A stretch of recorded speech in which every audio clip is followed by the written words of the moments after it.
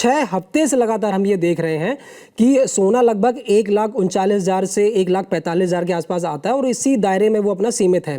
ठीक है, ऐसे ही अगर हम चांदी की बात करें तो चांदी भी लगभग 2015,000 से लेकर 2025 के आसपास मतलब घूमती हुई नजर आ रही है। तो इसके पीछे कोई इंटरनेशनल या भारत से ऐसी कोई जैसे डिमांड में कमी, क्या ये भी एक बड़ी रीजन है कि जो गोल्ड सिल्वर को एक ही जगह बाउंड किए हुए हैं? देखिए, डिमांड में कमी तो आनी है। आपने खाना जो है ना 1 साल का इकट्ठा कर लिया, जी। पूरी लिक्विडिटी आपने सोने और चांदी में लगा दी। हाँ। जिसको देखो उसी को एक फोबिया था कि भी मुझे चांदी घर में आएगी तो मैं करोड़पति बन जाऊंगा। हम्म। तो पूरा इंडिया का जो भी इन्वेस्टर था, छोटा हो बड़ा हो, बड़ा इन्वेस्टर तो फिर भी बेच के निकल जाता है, लेकिन छोटा इन्वेस्टर है लॉन्ग टाइम के लिए लेके रख लेता है, और हम्म। वो बेचारा फंस गया। 4 लाख रुपए में चांदी इसके घर में गई, 3 लाख में गई, 3.5 लाख में गई, उसको तो 3 लाख रुपए सपना हो गया। जी। अभी 3 लाख आएगी या नहीं आएगी। अब उल्टा हो रहा है कि सोने चांदी में तेजी कब आएगी जी। हम्म। तो आप ये सोचिए, ये सिम्टम्स सारे मंदी के हैं। जी। ऐसी सेंट्रल बैंक है, पूरे वर्ल्ड के सेंट्रल बैंकों ने हम्म। सोना खरीदा, एक तरफा खरीदा, डॉलर का डी डॉलरेशन हुआ, डॉलर निकाले और फॉरेक्स रिजर्व की जगह गोल्ड रिजर्व बढ़ाया।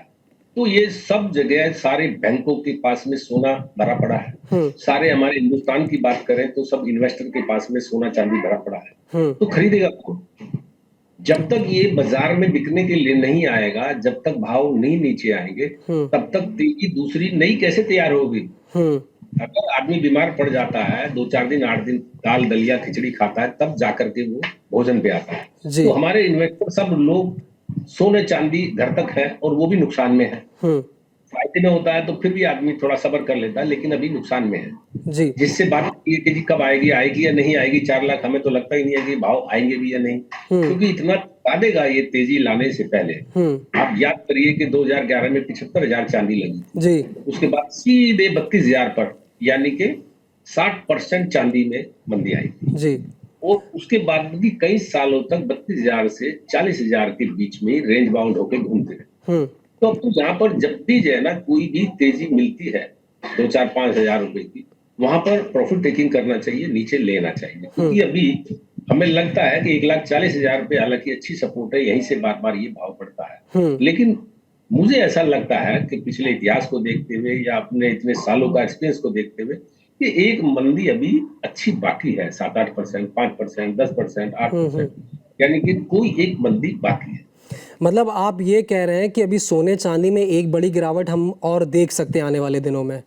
हाँ, भले ही वो सितंबर में देखें, नवंबर में देखें, दिसंबर में देखें, हम्म। अक्टूबर में देखें, लेकिन कहीं ना कहीं या तो ब्याज दरें बढ़ेंगी, हम्म। तब कोई गिरावट आएगी। अभी फिलहाल में 1,40,000 रुपए तकरीबन भाव बना हुआ है।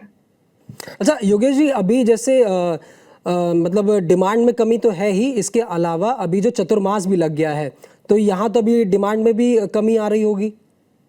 अभी देखिए 15, ये क्या बोलते हैं, अभी रक्षाबंधन है, 15 अगस्त के हैं, ये थोड़ा बहुत अभी फुटफॉल ऐसा लग रहा है कि कुछ त्योहार का हल्का फुल्का एक बाइंग आई है जी। बाजार में। ऐसा लगता है जैसे बिल्कुल पिछले 6 महीने से सन्नाटा पसरा हुआ था, उस सन्नाटे में थोड़ी सी कमी आई है। हम्म। और लगता है कि थोड़ा थोड़ा टाइम में धीरे धीरे करके ये व्यापार ऊपर की तरफ जाएगा। जी।